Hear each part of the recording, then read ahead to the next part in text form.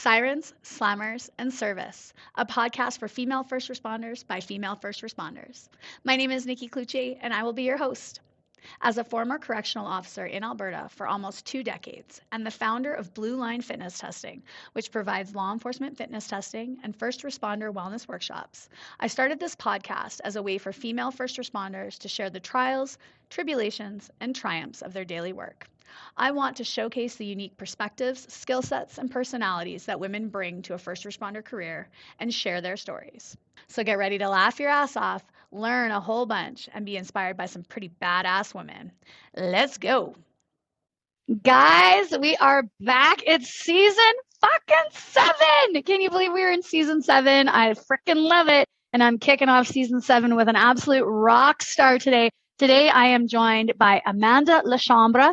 She is a member of the Edmonton Police Service. She's been with them for 10 years, 7 years as a sworn member, and her first 3 years she spent as an emergency communications officer. She's got some amazing projects on the go, and she's trying to roll out some awesome new initiatives that we're going to break down. But first, we're going to talk about how she got into this rad career and what she's been up to. So welcome, Amanda. How are you today? I'm doing good. I'm really excited to be here. And I really appreciate the time to, get here and share my story. I've been loving listening to podcasts. I'm sure it's going to be hopefully some learning for everyone out there. Yes, love it, love it, love it, love it. I love that.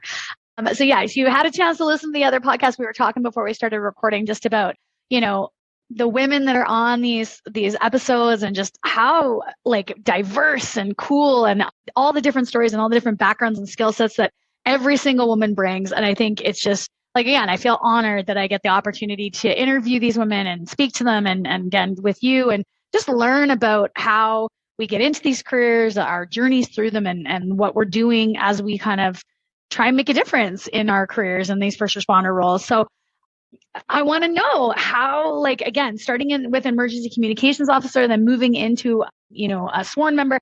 How did you come to law enforcement? What was your kind of journey into it? Did you always want to be in law enforcement? So fill me in. Yeah, so I was kind of different. I wasn't someone who thought about this as a career when I was a little kid or anything like that. I was somebody who I think I was going to try to be a nurse. In high school, I was going to be a nurse. I was going to be a nurse practitioner. That was kind of my career goal at the time. And in high school, we had a school resource officer. Shout out to Alexa Simpson, because she's actually someone I still work with. And she was my school resource officer, and her office was right next to my locker in high school. And I kind of got to see that like little glimpse of what she did as a police officer. And I thought, that's so cool. Like, you get to work with kids and you get to, it's not on the street fighting crime. It's a completely different job. And at that time, I had no idea how long she'd been doing that for or anything like that. But I saw that little glimpse and I thought, that's kind of cool. And so I started thinking about it, and I never told anybody, not one time. I kept it a secret. I'm typical, like, I guess, doubting myself, or if I said something to somebody like, I'm going to do this, then I'd have that backlash or that negative feedback, and people would persuade me otherwise. And so I never told anybody. And I started working on my application, and at the time, the police application was handwritten, and I had it on my coffee table, and it sat on my coffee table for 2 years. And I just kept plugging away, putting more things in. I actually had to restart it a few times because the dates were too old, and then redid it. And one time, a friend of mine found it, and she's like, well, what are you doing? And I was like, oh, I think I'm going to apply to be a police. And she's like, when are you going to do that? And I was like, I don't know. Like, I just don't feel ready. I just don't feel ready. I don't feel physically ready. I don't think I'm old enough. Like, I was 19, so I was young and all this sorts of stuff. And I just kept thinking, I'm not ready. I'm not ready. I'm not ready. Fast forward a few years, and I finally felt ready. I wasn't ready. So I shouldn't have waited. That's my first big piece of advice for people out there that are listening. If you don't feel ready, and if obviously Nikki is going to preach, like, be physically ready, definitely don't underestimate the physical side of it. But mentally ready, you're never going to be mentally ready. You're going to have to just bite the bullet and then figure it out. Like everyone says, drinking from the fire hose, and you'll never be fully ready. I wish I wouldn't have waited. But I decided I was going to take a diploma or a certificate program at Grant MacEwan. And I thought, well, that would be a good stepping stone. I tried to apply for police studies, and the wait list at the time was crazy long, and I wouldn't have gotten in for probably a few years because I asked a couple people, and they're like, oh, it takes you a few times to get in. And I'm like, well, I don't want to wait that long. So I applied to the emergency communications program at Grant MacEwan, and I got in. And I thought, this is a great stepping stone. It's still related. I'll do that. We'll see where this leads. Graduated for that, and I went to transit, worked at transit as a dispatcher for a couple of years. So I met my husband. He was a peace officer at the time, and I was a dispatcher. And so this is great. And now, if I would have put my application in and skipped all that, I probably wouldn't have met my husband. So everything works out. Yeah. Yeah. So then got on with transit. Same thing, not feeling ready. Put my application in to EPS. Sorry, I applied to EPS as an emergency communications officer, so I'm back up. And well, at the time, this was the very first civilian time, anytime the EPS had hired civilians to work in their dispatch center. Up until this point, we were the last police service in Canada that actually didn't have civilian members in their communications branch. And I was in the very first class as an emergency communications officer. And the time we were going to just be taking calls. We weren't going to be dispatching the members on the street. And there was a lot of challenges with that. The first was no one wanted us. Sworn members didn't want us. The retired members didn't want us. No one thought that civilians could do a good enough job at dispatching, because up until this point, no one had ever done it before. And the thing that I knew at the time was I had a peace officer husband and fiance at the time, and I kind of just treated every call that I went to with that same level of like, if I was sending him there, what would I want to know? And we went into that, not everyone having the same experience, but the class that we were trained, they gave us 14 weeks of training, which was way longer than what they give now. And we thought that we would, I guess, do as good a job as them. And I guess I was naive, because we wouldn't do as good a job of them, but we would do a good enough job. We would be able to handle managing those calls and putting the calls out and whatnot. I guess the biggest hurdle that I had to go over for that one was just facing other people's opinions of me. So they thought that we wouldn't do a good enough job, and then I kind of had that imposter syndrome, and then I kind of almost put that out on me. And I still remember there was one fellow, he's long retired now, but he would never say good morning to me. So our office, we had cubicles, we sat next to each other. I'd get up in the morning. We started at the exact same shift time. He always came in early, the 15 minutes early, and I was always the on-time person. And I'd sit down at my desk and I'd say good morning, and he would either grumble something under his breath or he would just completely ignore me. And he was one of my training officers at one point, and he wouldn't teach us anything. He would just sit there and just kind of let us swim, tread water, do our best. If you asked him questions, he would kind of give us the short answer, and he was worried about us replacing them, and that was, his fears and whatnot. But I still remember the first morning I came in after, 6 months of working next to this person or with him, and he said good morning to me, and I thought, holy fuck, like, I can't believe that he said good morning to me. I was like, I made it. Like I've earned his respect. He must like me. And I was just thinking, like, I was like, oh crap, like, this is like, I must be doing something right. And I took a lot of time to like think about that. Like, why, like, that's stupid. Why should I have to like earn this approval of this guy that I don't care about and that I, to this day, have not seen again? But it was a big deal. And the thing that I kind of just kept circling back to is that I took his opinions of me, and I put them on myself. So I was viewing myself the way that he was viewing me. And as soon as I stopped worrying about that, and I just kind of like threw that out the window and just kind of focused on my job, knowing who I am as a person and what I'm capable of and what job I do, that's when the opinions of someone else, like, I no longer cared. And I was just like, I don't care what he has to say. And once I started doing that, like, it was just free. It was it was a really cool like learning moment, and something that I've taken through the rest of my career is just don't give a crap what other people say about you. Like they're going to talk anyways. So just leave that to the side. And I was young, like I was 18, 19, 20 at the time. So I was just really cared about what other people thought. And now older, wiser me is like, yeah, don't care about what people think. And it's a lesson that you'll learn at one point in your life, and then it'll stick with you, and then you'll just keep that forever, which is kind of cool. But yeah, so that was a good experience. The thing that I took away with that is I sat next to a lot of people. So I sat next to a lot of SWORN members, and I got to pick their brains about what the job was like, the good, the bad, the ugly. And at the time, a lot of those SWORN members were in communications not by choice. They were put there because of either disciplinary hearings or they were going through an investigation of some point. So there was actually a lot of negative people I was sitting next to. And it's probably a miracle that I did end up applying, because I heard a lot of the negative side of policing, right? It's all, it's all the paperwork and all these, negative things.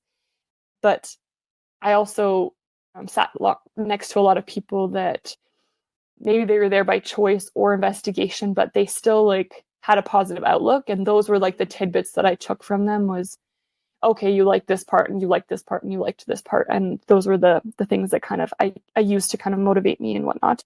And honestly, the other thing that was really helpful was getting references. I was young. I had, 2 serious real jobs, and I had references, but I didn't have references in that caliber. And, one of my references was my sergeant, who at the time was a 40-year member. So, him speaking highly of me definitely helped my application. And so if anyone's out there and they're thinking like, oh, I can't get into the police studies program, what am I going to do? EPS is hiring emergency communications officer like crazy. It's quite easy to get hired on with them. You do need the diploma from Grant MacEwan, but it's an awesome program that does lead to a lot of the entry classes that you would need for the police studies if that's what you choose to do, a stepping stone down the road too.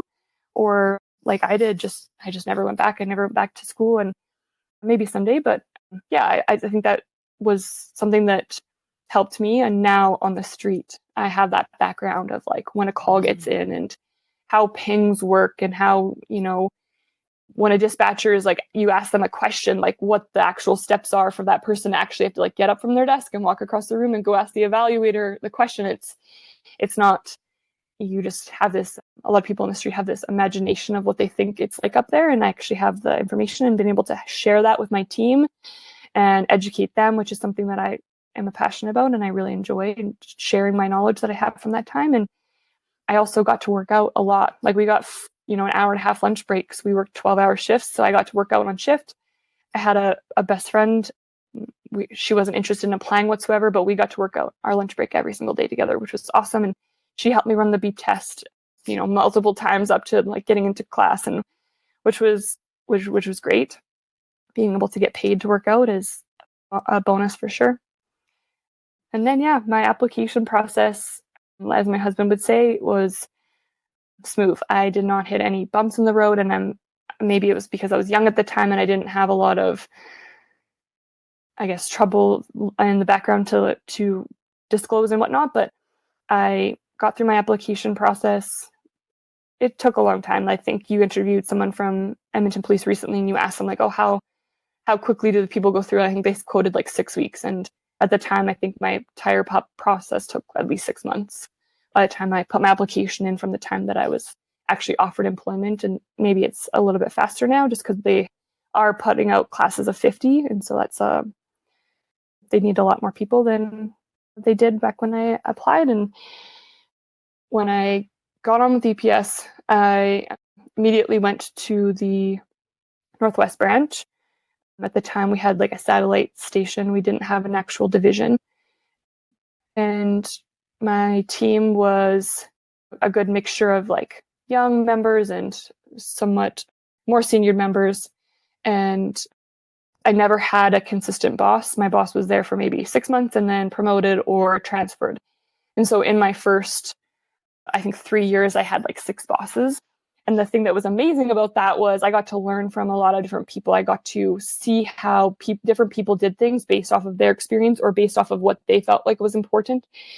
And I got to then absorb that knowledge from multiple different people instead of kind of getting frustrated and fed up with the, constantly revolving door of sergeants. And even my team at one point was like, everyone was leaving. I got to had new people to learn from. And I think that actually helped me. It helped me. There's a lot of people that say like the little saying, and again, someone said that in one of your podcasts the other day where they said they don't like change. Cops don't like change. Firefighters don't like change. No one likes change, and like no one likes things the way that they are either. And I think that that's one thing that I have done well is I have embraced change, and I have taken that on as almost like as a battle or a badge of honor that I have been able to embrace change. And I think that was because I had to, not because I wanted to.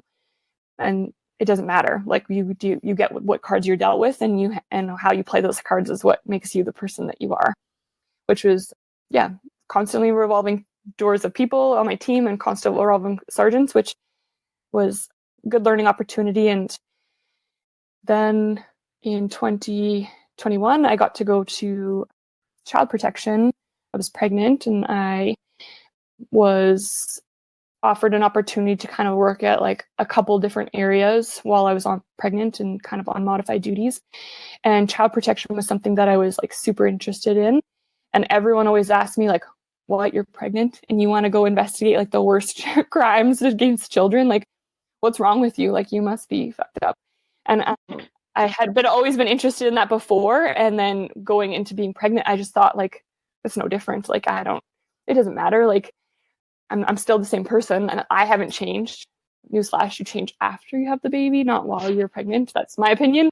But getting that experience was super cool. I got to work with really cool people. It was during COVID, so it was very challenging times. We worked in like little cohorts, so there was 4 people on a team, and we got to like know each other's files. And that was, again, a positive that I took out of COVID instead of complaining about all the negative things and the crappy things and the fact that the world was shut down and all that kind of stuff. Was just, we got to work with the 4 of us. We all knew each other's files. We knew like, hey, if I need to go arrest this person or if I need to go to interview that person, those 4 people would jump. They wouldn't do it begrudgingly. They would jump at the opportunity to help you because they knew that they would need help like the following day. And it was really cool. Really good thing that EPS did, that they managed that very well. And I appreciated that. And those people are still really good friends of mine and very senior members. Like I was, my reg is 4012. Theirs are like in the 2s, right? Like they're just senior people, 15 years plus, that I got to learn from.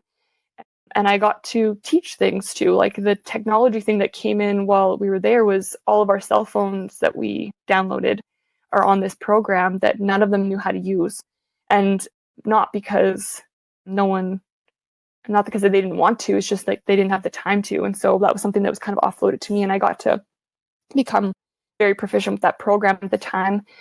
And then, when the opportunity opened and I could see that people were willing to listen to me, kind of back to like that emergency communication time, it kind of just felt like no one wants to listen to like the young, silly girl or whatever, was I got to train them. I got to show them like, here, don't use the program this way, use it this way. And that was something that was super beneficial for them. I love training and I love teaching. And so I got to use that, and still to this day, again, knowledge that I use in my current role, which is exciting and helpful. And then in 2022, my husband and I moved out of the city and we bought an acreage and got to have my mat leave, which was amazing and refreshing. And then I got to come back to policing with a whole new, refreshed like perspective, where I got to jump back into dealing with all of the family fights and all the mental health calls and just not be that bitter, grumpy person about it. I was excited to learn and take on the challenge of a couple of the courses that I had to miss out on because I was on mat leave. So I got to become trained as a PTO, a training officer. And in the last 6 months, I got the opportunity to complete the initial commander's course, which is a huge deal, very, very important course. In order to run large calls in EPS, you need this course in order to manage any kind of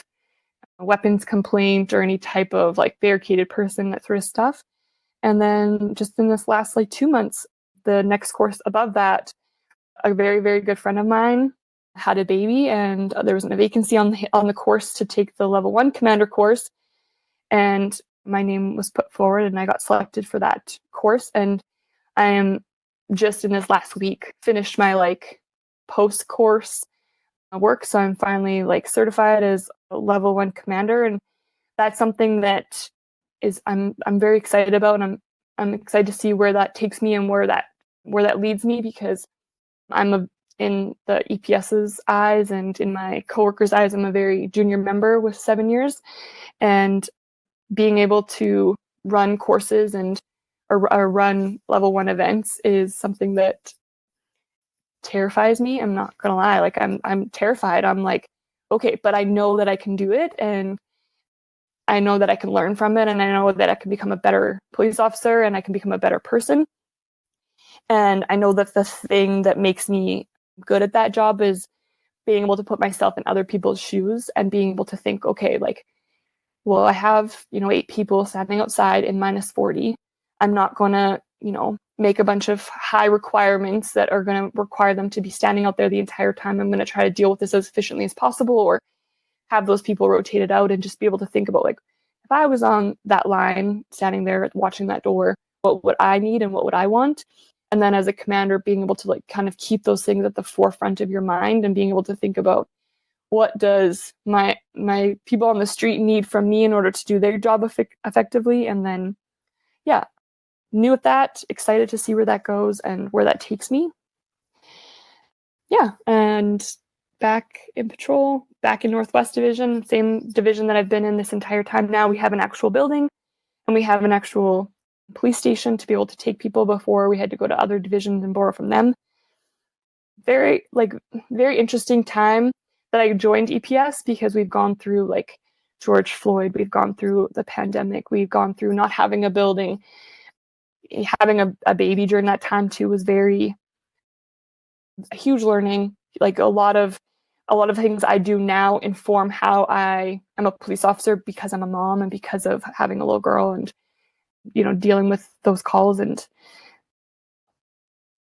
the guys that I used to work with on the other side of the schedule before I had my kid, I came back from my mat leave and we were at a kid call, I'll say, and there was a bunch of kids in the house and there was a bunch of drunk parents, and there was one sober adult, and I just laid into this sober adult, you cannot drink, you need to take care of these kids, da da da da. And we were walking out of the house and everything's all good, and I felt okay that person was going to be the sober, responsible one. And when we left, he's like, you haven't changed. And I was like, what are you talking about? This is the first time I've seen him from my mat leave. And he's like, kid calls. He's like, you always had a thing for kid calls. You always made sure that the kids were taken care of. And that was a huge compliment. I was like, I've always been like that. And then now I'm even more, I guess, refined and whatnot. But I was just thinking, as a police officer, that's what we should do. We should make sure that the kids are being taken care of. And that's a huge compliment. And I'm proud to have that as something that I get to do. Yeah, I think that brings us up to before my project. Oh my gosh, girl. So amazing. I love how you've broken it down so well. All the way back to starting with transit, getting your feet wet, starting to learn that stuff, right? And I love how you say everything happens for a reason. And if you had applied when you'd applied, how that would have taken you on a different path, and what that would have looked like, and what this looks like. And we can what if all the time. That's something, even me leaving corrections, there's still days where I go back and I go, man, I wonder what it'd be like if I would have stayed in. I would have been I still wouldn't have been working underneath this guy. It would have been this guy now. And I see where people that were at the same level as me are now at. And it's oh my God, that person's doing this and this person. Well, I wonder where I would have been. But I think honestly, like you said, it's the universe, and I've said it multiple times in the podcast, the universe points you in the direction, and lots of times we get in the universe's way and are like, no, actually I'm going to go this way, and the universe is like, no, redirect, you're going to go this way, right? So I love that you said that. Everything happens for a reason, and you met your husband out of it, and you gain the skill set that you have now because of those experiences, because of what you learned, because of what you were exposed to. And back to your communications days, when you're sitting next to these grumpy people that don't want to be there, that are there not by their choice, but you still took the opportunity to learn from those people. So you learned the bad, but you also learned the good. That to me is like, I mean, that's resiliency. And that's what we need as frontline officers, as first responders is, yeah, it's going to be shit. Like, it's going to be shit a lot of the time. Like, let's be honest, it's going to be shit a lot of the time. So it's your choice to either just sit in the shit and complain about it or pick out the good things from the shit and be like, okay, well, you know what? Like, out of the shit, this is what we learned today, or this is what we did today. So I really love that that's been your attitude moving forward. And then to get these opportunities, like you're saying, like, you know, your child protection unit and all the things you learned in there. I definitely agree with you on it doesn't change you while you're pregnant. It changes you, or you change after you've had the kid. Because I've talked about it in my episodes, like, you know, you think you're ready and then you have a kid and you're like, oh, okay. Oh, I see the whole world in an entirely different mentality now. You know, and like there's different things now that you tweak on different things and you're like, oh, I'm going to remember that for next time, or I'm going to bring this in because like this is how I would deal with it with my kids. So I'm going to deal with it when I get to a situation or a call. I'm going to bring that in, right? Or I'm not going to do that because that did not fucking go well. So I'm not going to do that, right? I think, yeah, that's key too. And congratulations on finishing your course like just last week, and way to go. I will always give props where props are due. Women freaking kicking ass and taking names, becoming one of the youngest people, like good for you. And like, yes, it is scary. I definitely know that feeling of holy shit, like it's me, it's just me. Like I remember the first time I worked night shift at the new remand, and I was like, it like literally dawned on me that I was running the biggest jail in Canada all by myself. And I like remember like sitting there and being like, holy fuck, I am not, I need a more adulter. Where is there another adult that is more adulting than me? Because holy shit, who left me in charge of this freaking place? This is a terrible idea. So yeah, I'm sure you'll do amazing. And you know, like again, first responders, how do we learn? We learn by trial by fire usually. So your first one will probably not be epic. It'll probably not be perfect, but hey, that's how we learn. That's how we get better. That's how we grow. So amazing and good for you. Like good for you for taking that. And again, universe provides it. That spot opened up. You were there. You were ready to go. So beautiful. I love that. I want to go back just a little bit. So your time in the child protection unit. So that was like, were you plain clothes? Were you still in uniform? Were you working like shifts? Were you Monday to Friday? Like, what did that time look like? Stay with us. We'll be right back. Hey guys, wanted to pop on here before we got into this next episode and let you know about a couple new rad ideas that we have for the podcast. So the first one is we have a survey up, and I would love to know what you guys think about the show. I'd love your feedback. I'd love your ideas for the next season. And I just love to know what you like and what you dislike about the podcast. And I'm going to sweeten the deal with a $50 gift card randomly drawn from everybody that completes the survey. The survey is going to be in the show notes of all of our shows. So no matter what time you start listening to the podcast at, you'll get a chance to win that gift certificate. The second thing that we're bringing in now is the ability for you guys to leave us a voicemail. You guys can actually call into the show, leave us a voicemail, let us know what you think about the show. If you have a funny story you'd like to share from your time as a first responder, I would love those and showcase those on the show as well. So make sure you guys check out that voicemail feature. It's going to be in the show notes, and check out the survey. Make sure you get that chance to win that gift certificate. Most of the time when you announce that you're pregnant, you get put in like a non-operational role. So front counter, or we have like an electronic response unit now where we like can deal with calls over the phone. That's one of the units that you'll go to quite often. And this is like one of the things that I wanted to share is don't just sit back on your heels and wait for opportunities to come knocking on your door. I was offered 2 positions and I said no to both of those. I said, no, I don't want to go there and be in some broom closet. And no, I don't want to sit over there and deal with collisions all day. And so I kind of went and contacted a couple people and said, like, I would like to go to these areas. Are there any available in these areas? And thankfully, someone in that area said, yes, there is. And so it was a non-uniform position, and it was a Monday through Friday sort of thing, like a Monday through Thursday, 10-hour days.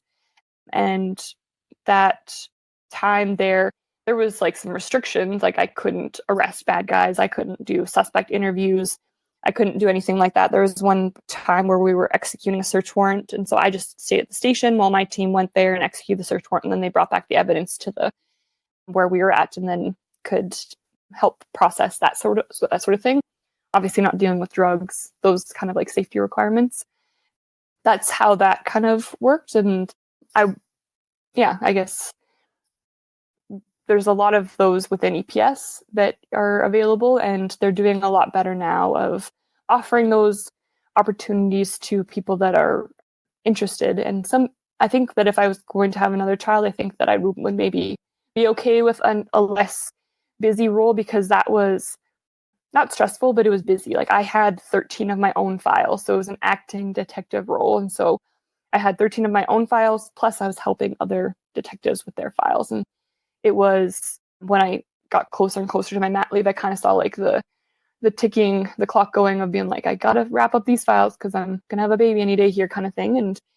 But yeah, it was a good opportunity, and I don't regret doing that. And I definitely don't regret saying no to like those opportunities that they offered me, just to say like, I was new. I was in my 4th year at the time. And so I just really wanted like something good that I could learn from and that I could use moving forward.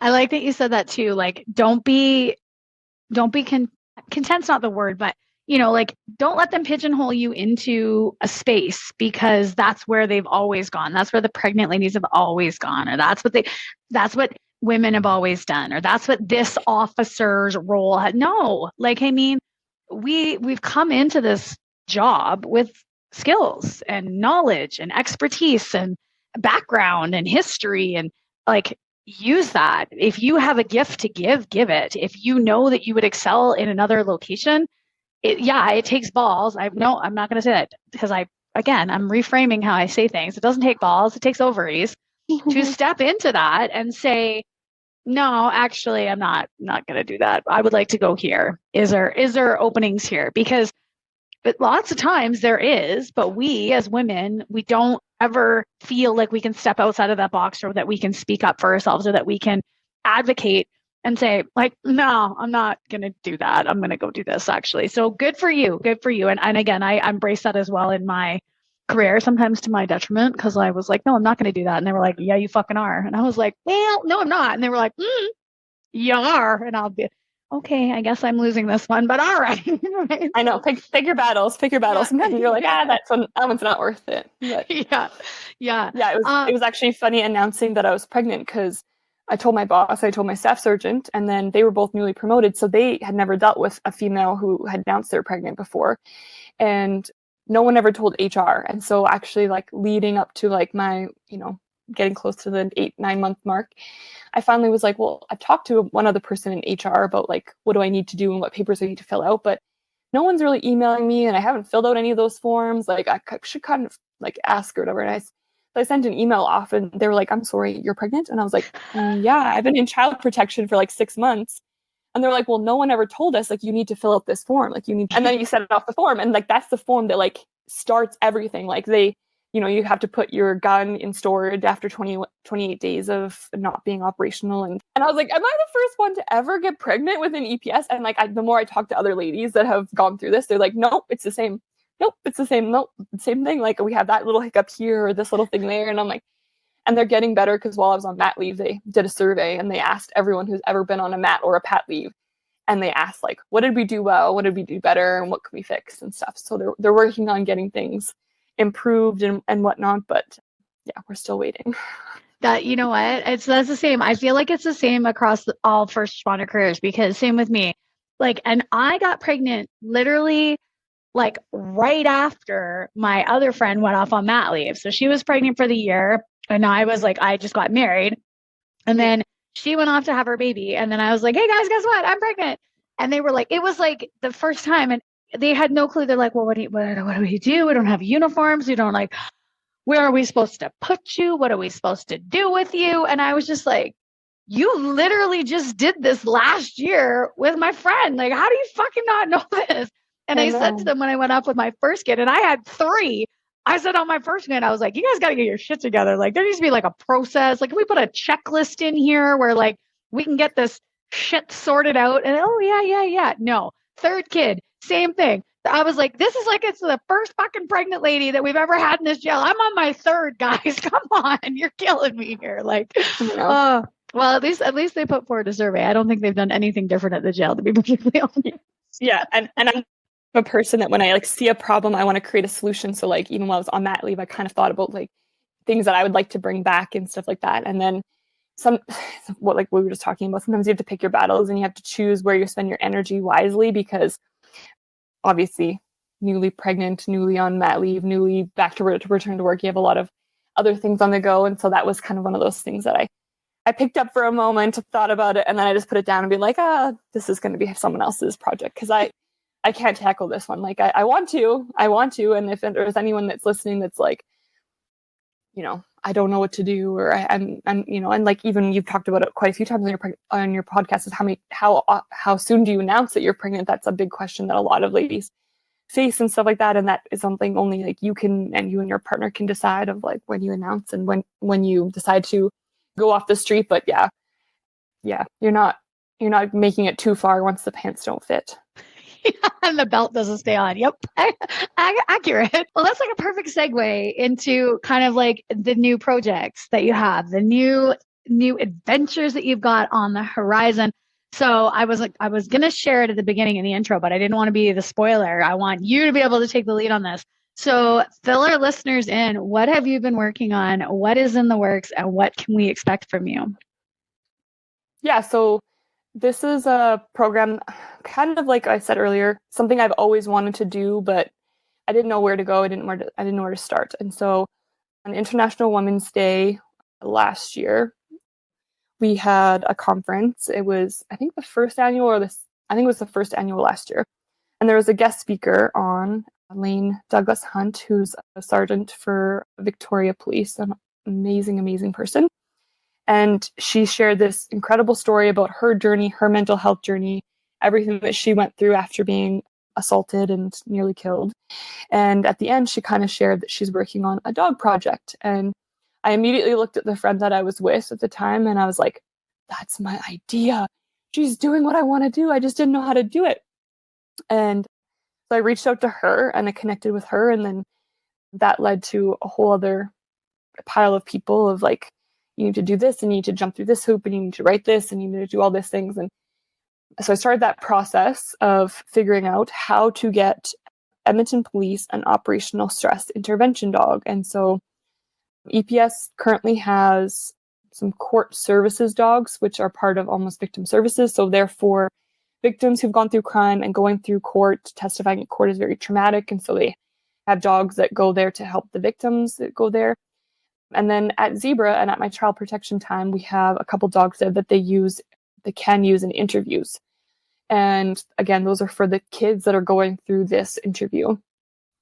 But I saw during my time there the benefit to the officers and how we get to kind of go like grab those dogs, bring them to our desks for the day, and just this therapeutic benefits of having a dog in the office.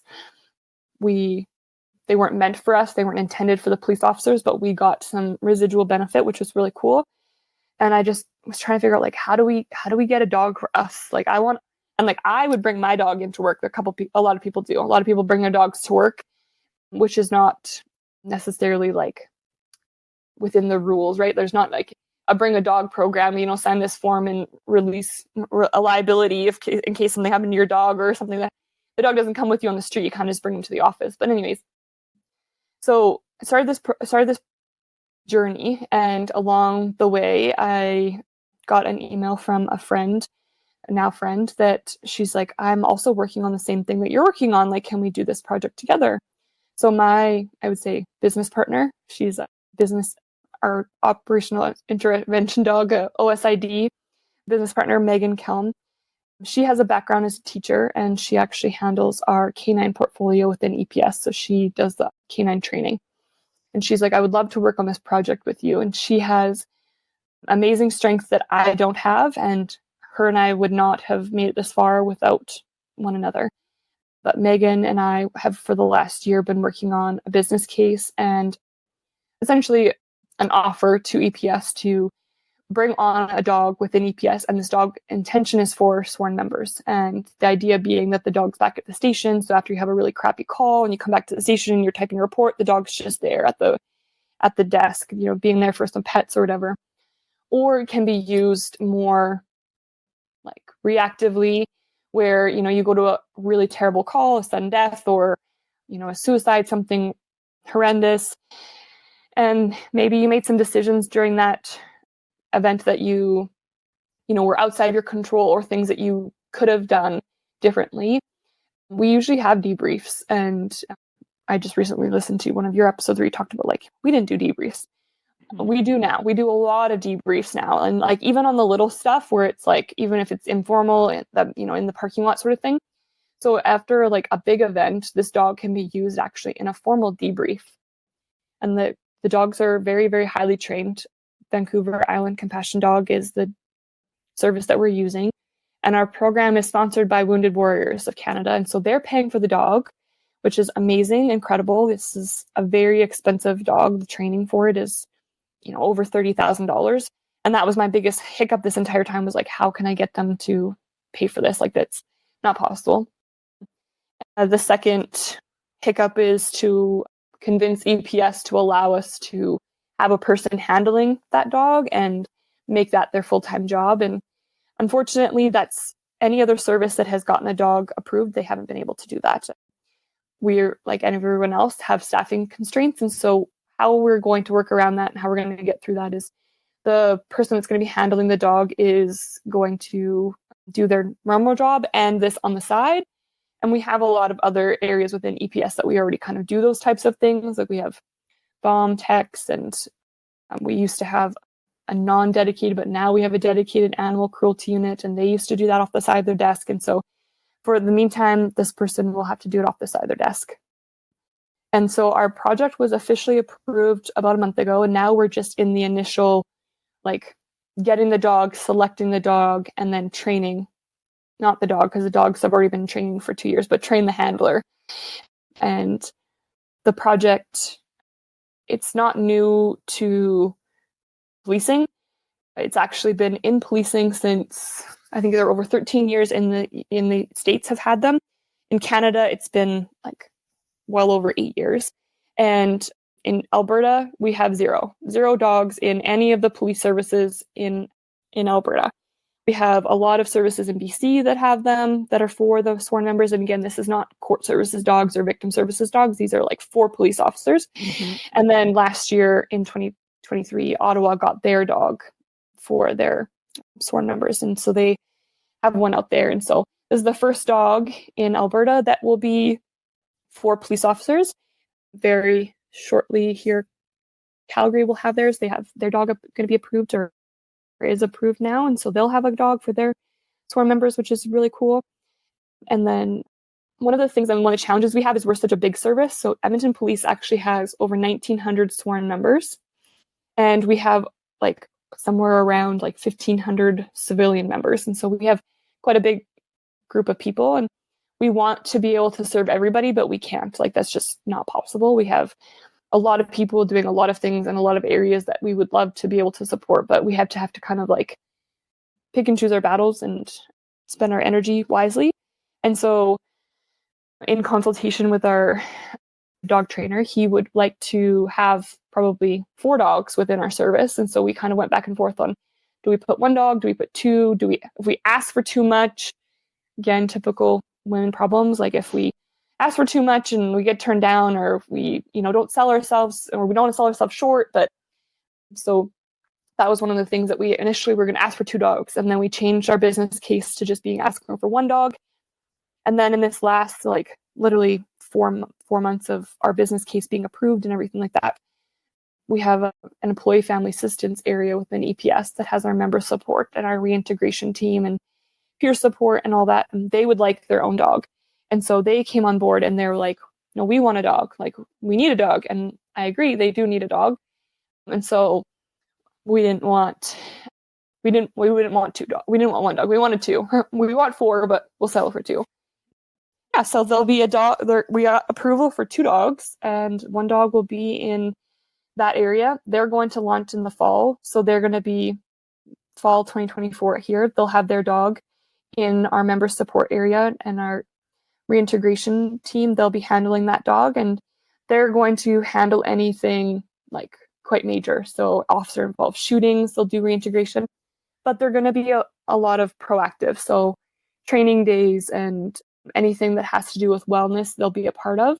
And then we have an amazing peer support program, and the dog will be available for that. And working out like how the dog can be requested is still to be figured out. We haven't fully nailed on all that yet, but we will very shortly. And then in like the early first year of 2025, we will have the second dog will be rolled out to EPS, and it's going to be, I guess, dispatched out of or next to or in our Northwest branch, which is the area that both Megan and I work out of.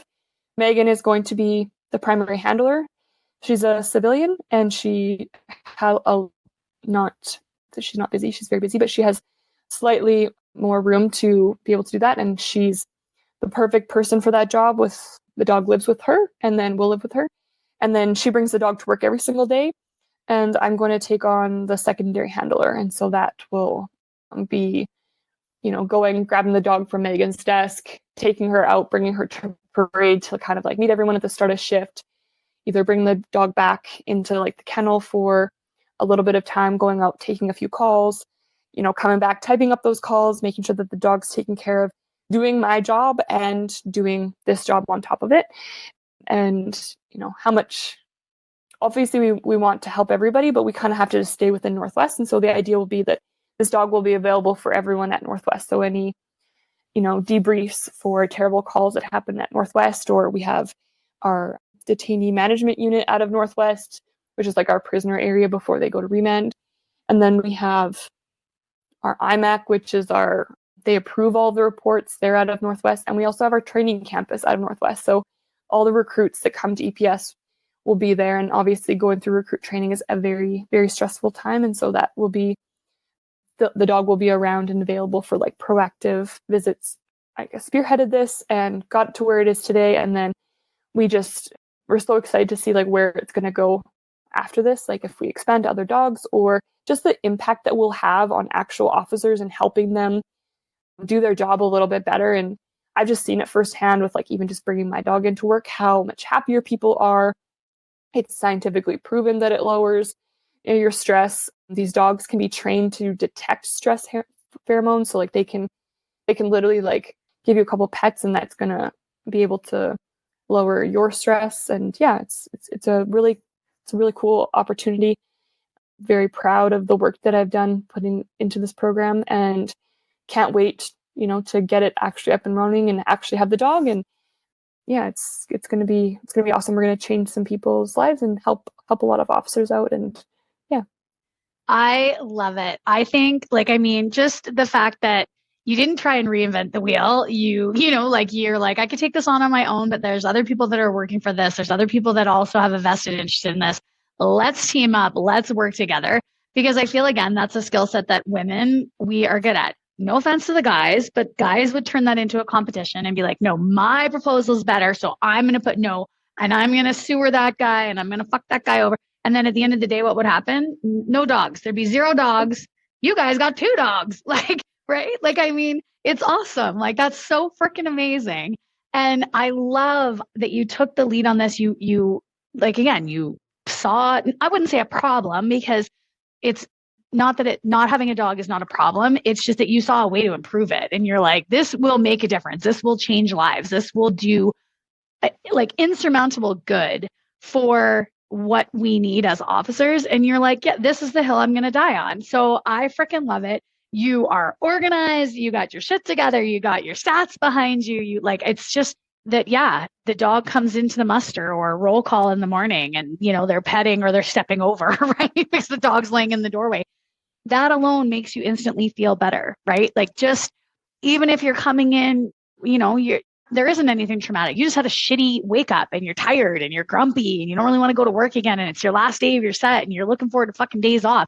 And you come through the door and now there's like a happy dog that's like, hi, what's that? Like that immediately, even if that only lasts for 10, 15 minutes, that little boost is sometimes what can turn your day around. And you can walk out of roll call or muster in a fuck of a lot better mood and then go out and be able to respond to calls in a better mood, in a more grounded, centered position than you were when you came in already pissed off about, something, you spilled coffee or this happened, right? So I love that you're doing this. And just, again, like, we shoot for the moon, and if we land on the stars, then that's awesome. So we're going for 4. We got 2. And you know what?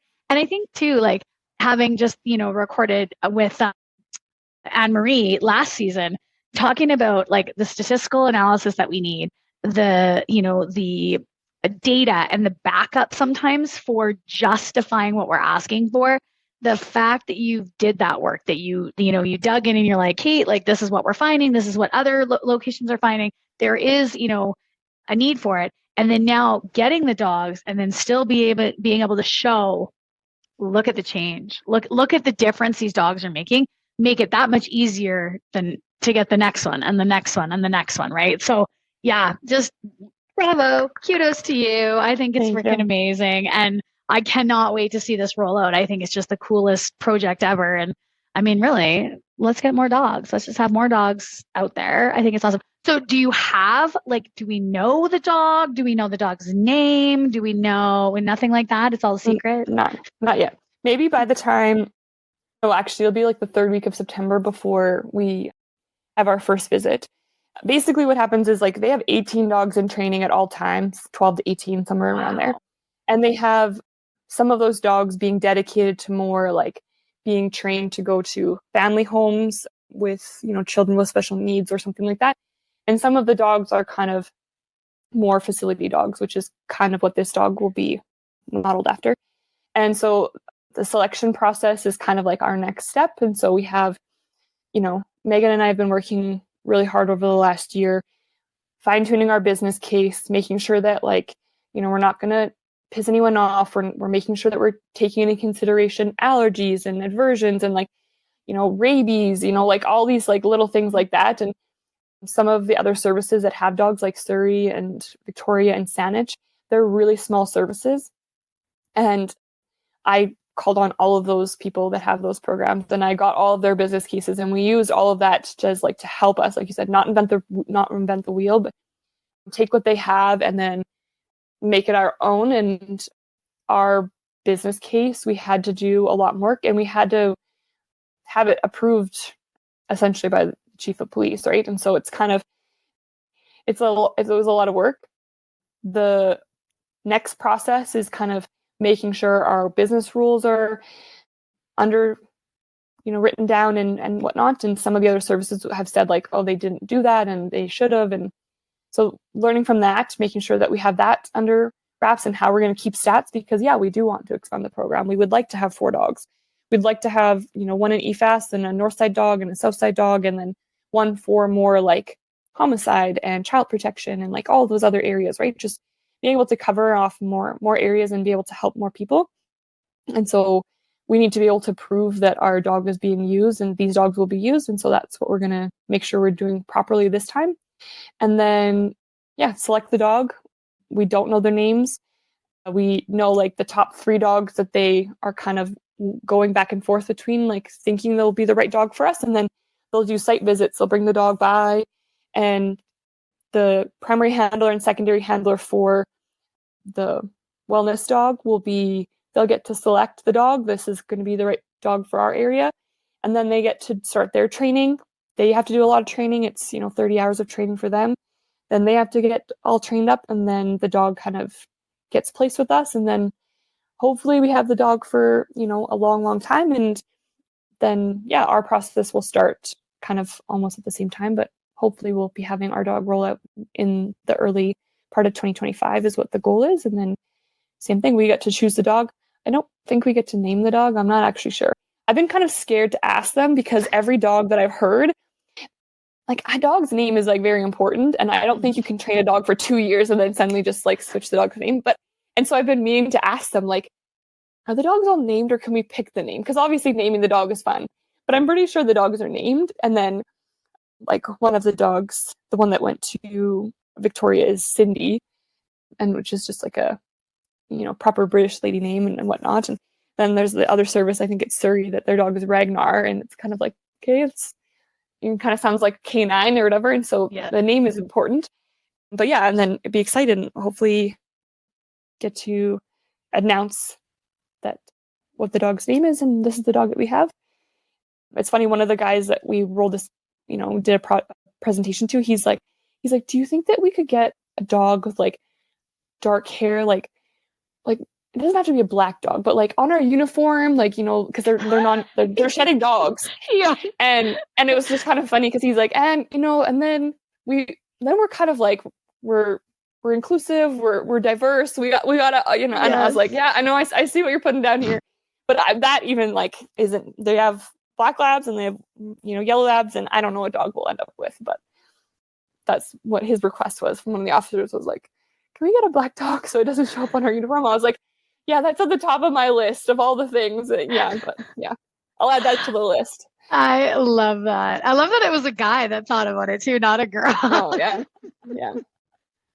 That's awesome. Oh my gosh. Very cool. Well, like I said, I can't wait. I can't wait to hear more on this. I can't wait to see this roll out. I think it's such an amazing initiative. It's definitely needed. And hopefully with Edmonton jumping on board, Calgary jumping on board, then our other first responder, agencies will hopefully be able to also, like U of A Protective Services, they have their dog, Penny. Is it Penny? Yes, I'm pretty sure it's Penny. She was at our female first responder day. Frickin' adorable. Such a little sweetness. And it was same thing. It was one of their members that just said, you know what, I'm doing this. And it was a female. Shock.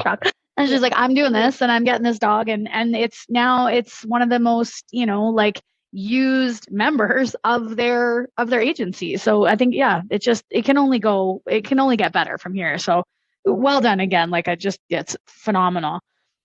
Well, I know we've kind of taken a lot of your day, and I want to make sure that we get to our rapid fire questions because I do love them so much. But is there anything else that you wanted to share with our listeners? Is there any kind of like tidbits or thoughts that you were thinking of that we didn't get to? The only thing that I wanted to kind of highlight and touch on, and like you could spend an entire episode on, is like mental health.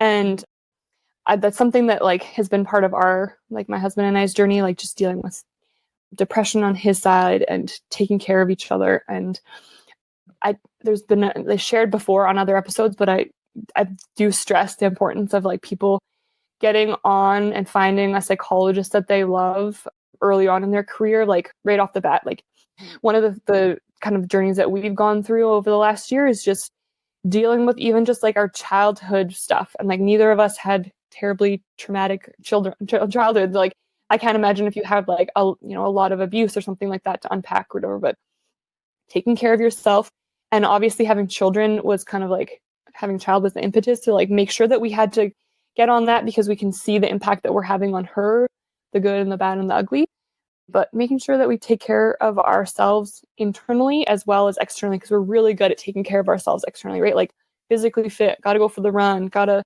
get the muscle and got to get the protein in, got to eat the vegetables, but that mental health is just like lacking. And then what happens is you wait until you're in your 7th year, and then you're like, holy fuck, I'm so screwed up. I just saw all these things. And then you have so many things to sift through to be able to process. So start early, find somebody. Even finding someone, my husband's side of things was difficult. Like he had to go through 3 or 4 people before he found the right person, and finding the person is challenging. Start when you're just like talking about the the happy-go-lucky stuff. And then that way, when you have that big event or that big, sad thing that happens, that you have that person that you can call. And then it's just maintenance. It's like, hey, I have the muscles there. I just need to like use them a little bit more. And it's really important. And I think that that's something that's overlooked. And yeah, staying happy outside of policing is really important. Like I played volleyball. my abs hurt from laughing with my team because it has nothing to do with policing, and that keeps me active. It keeps me happy, and none of them are police officers. None of them understand it, and they're people that I can just shoot the shit with and just make myself whole in other areas, and not like we've talked about in other episodes, like it's not your identity. It's just part of who you are. It's just a piece, and that has been really helpful. And I strongly encourage people to do that. It's like do that thing that they did before they became a member and keep that going. Especially as a mom, you get lost for a little bit and you'll find your way back. Yes. Yeah. Great advice. I will always say that. That's for sure. Like, I think it's the number one thing that we can do is just mentally keep ourselves in check, have somebody that we can talk to, preferably a professional, and just keep ourselves healthy so we can have the longevity of the career. So absolutely love it. Love it. Okay. So to wrap up with our rapid fire questions then, number one, always ask, love it. It's my favorite one. What is your favorite food or snack while you were on shift? It's so funny because my answer I wrote down when I signed up to do this. I wrote down a couple weeks ago, and then you had said over the last, everyone just picks burgers. Everyone picks burgers. Well, it is like it's A&W burgers, and my team jokes with me all the time. They were like, "Oh, where's Lachambre? Oh, she's probably at A&W," because it's easy, it's fast, it's portable. I get the team burger with a lettuce wrap with no mayo and just the ketchup and mustard. And, I always get the onion rings at least once a night shift just because I love it. But yeah, the burger is protein and salt. It's a lot of salt, which is good. I love it. I love it. I love it. Yes, it's true. I mean, anything you can eat with one hand, and burgers are just, they smack sometimes when you're hungry and it's just a little bit of grease and a little bit of salt and just a little bit of deliciousness. Yep. I love it too. Yeah. Oh, that's awesome. Okay. What is your funniest story that you can think of that's happened to you in the past year? Peeing my pants laughing. Well, I was just listening to one of your other episodes the other day where you're kind of talking about jokes and pranks and stuff like that. And I wasn't a big jokester or prankster on my last team. I was probably new or whatever. But since I've been back on my mat leave, I've kind of slid my way in there to be the probably number 2 prankster. And one of the prank that happened to me recently, because I died laughing, is we have spare keys for our car. And at the station, we park our cars quite close to the doors just for unloading our bags and everything like that. And my partner and I each have a key for the car, and we're in the station and we're typing away on this impaired driving, which took a while and whatnot. And we come back out and our car's not there. And we're we both grab our keys, instinctively we grab our belt, both have our keys. Well, if we both have our car keys, it's not the car could have been stolen by somebody else and it's in a secured facility. So we immediately knew we'd been pranked. Someone went and stole the spare key from the watch commander's office. And so then we're well, where is our car? How do we find it? So we go into the typing room and there's one other girl in there. And I said hey, can I borrow your car keys? My car was stolen. And she's like, what? And I was yeah, I just got to find my car. And so we jump into her car and we use her car to map our car, and it's in the parking lot. And so we drive all the way over there, which our parking lot's huge and massive. And we get there and our car was backed into a corner by the training trailers. And they had put delineators and pylons all on the roof of our car, all over it. And so I didn't want to just be dumb and just, lazy and slow and just take off the pylons. I was no, screw this. We're going to have fun. We're going to put the car in reverse and we're going to hit the gas as hard as possible and make them fly off. So one shot. So I, of course, took the video and my partner jumps in and he does this. And then I sent the video in the group chat because I have no idea who it is that stole my car in my team. It's someone on my team. But then then it's I got to figure this out. Is it him? Is it him? And I had done that to somebody else in the last 6 months, took their car and hid it. So I assumed it was him. And of course, I was you're my number 1 suspect. And he's dying laughing because he thinks he didn't even know about it. And then, kind of tried to bribe people with the bottle, being if you tell me who it is, I'll give you a bottle. finally at the drinks that night at the end of shift, someone had fessed up and said like, oh no, it was us. And I was like, oh, that makes sense, because I had pranked him earlier in the day. I'd put a cone on his car, and he's like, well, you're gonna make fun of me, I'm gonna get you back. And then he got me back tenfold, which was fun. Yeah, we have a good team, and we do a lot of jokes like that. Change our screensavers a lot. If you leave your computer unlocked, you will not come back to the lovely picture of your wife or your kids. You will come back to some horrendous person we can find on the internet, like just stuff like that, right? Like we just we gotta laugh. It's totally true. We were so bad at the jail for changing like screensavers and stuff, to the point that one of my absolute favorite manager partners, they did a random audit of his computer, and because he's the ultimate prankster. I love him, Dougie. And he had saved the image so that he could like put it on the person's like desktop, but he had saved it to his like computer, and it was not a G-rated image.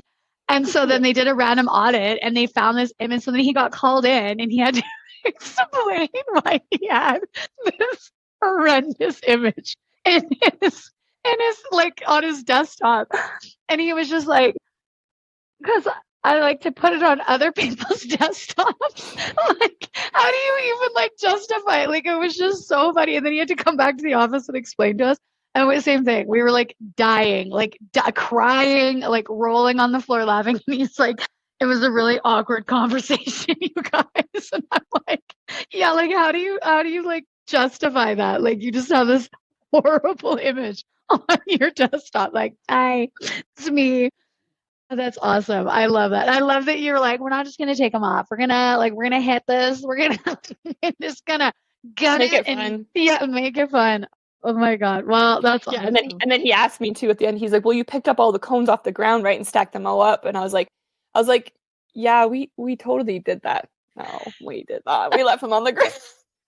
Sorry, training staff or recruits the next morning if you saw them, because there was like 25 delineators like on the ground, and like it didn't even occur to me, like it was 2:00 in the morning, like, no, I'm mad, you stole my car, no, I'm not gonna pick up the delineators and stack them up all nicely the way they were before.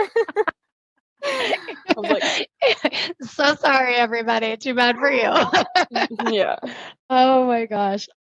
Well, girl, this has been awesome. Like such a good episode. So like so many good things coming from you. The energy is wicked. The ideas are wicked. Keep it up. Keep doing what you're doing. I think you're absolutely killing it.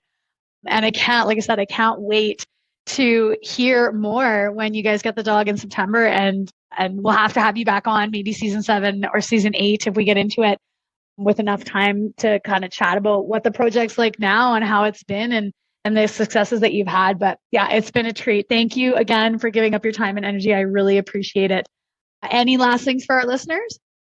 Just have fun. Yeah, have fun up there. It goes by fast. My 7 years has felt like a blink, and it will go by way faster than you think. And yeah, don't wait. If you're thinking about applying, put your application in today. Figure it out. Obviously, be fit enough, but you can figure out the rest. Don't hold yourself back because you don't think you're smart enough or you don't have enough schooling or something like that. I think that part can be figured out. But yeah, have fun. Love it. Excellent. Thank you so much, Amanda.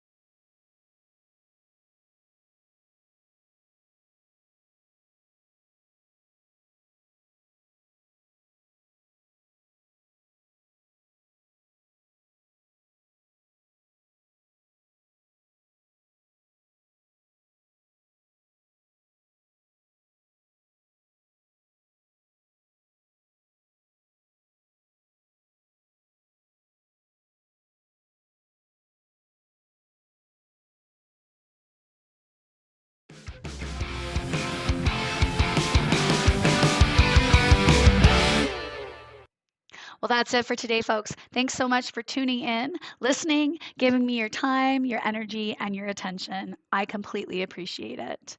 Make sure you check out our next episode with another badass female first responder anywhere you get your favorite podcasts. And follow us on Instagram and Facebook at bluelinefitnesstesting.com.